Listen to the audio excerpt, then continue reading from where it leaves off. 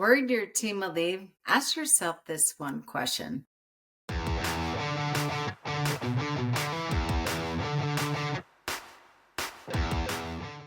Worried your team will leave? Ask yourself this one question. Let's talk about something that keeps a lot of entrepreneur law firm leaders up at night. What if my team leaves? What if they jump ship right when things are finally starting to work? If that fear has ever crept in, I want to offer you a totally different lens, one that might shift everything. Here it is. Would you go have a beer with your team? Would you sit across from them, not as a boss, but as two humans, and have a real, vulnerable, honest conversation with them about life, about business, about what's working, what's not working, about what keeps you up at night as an entrepreneur? If the answer is no, you've got a real cultural problem already. People bastardize this term culture, but at the core of it, if the answer is yes, then you have absolutely already built something worth staying for. So let's break it down. So many firm owners, business owners, try to fix retention with raises, bonuses, ping pong tables, whatever it might be. But the truth is, people don't stay for perks. They stay because they feel seen, valued, heard, connected, collaboration. When you actually like your employees and they actually like you back, there's mutual respect. It's a two-sided relationship.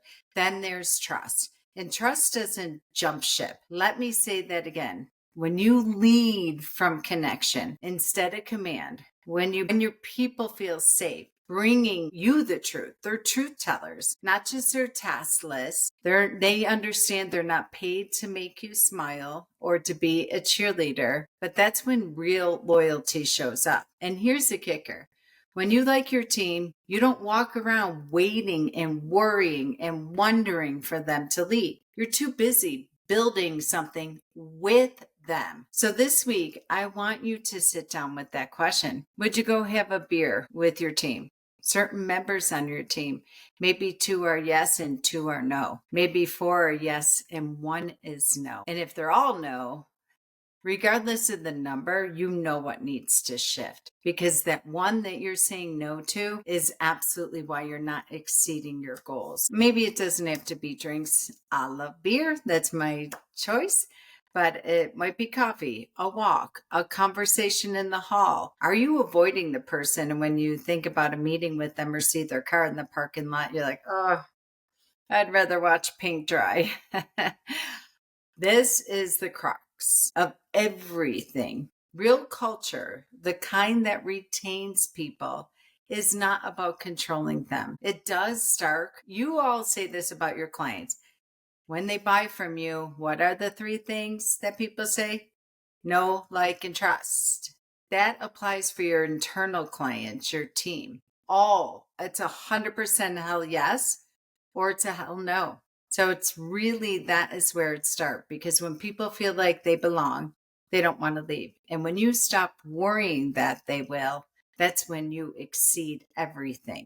So let's go build the kind of firm that nobody walks away from, but even better, it never even crosses your mind that they would walk away, that they would leave, that they would jump ship. And if that does happen, it is 100% for a valid reason. And if and when that does happen, you better bet your bottom dollar that they're going to support you every step of the way with the transition. So even if it does happen, it's a-okay. But it starts with really asking yourself that question if you're ruminating and wondering and worrying about that. And do you like the people you employ? As always, in your corner. I'm so tired of micromanaging. How do I train, manage, and lead? I can't find time to be visionary. Head down in the weeds.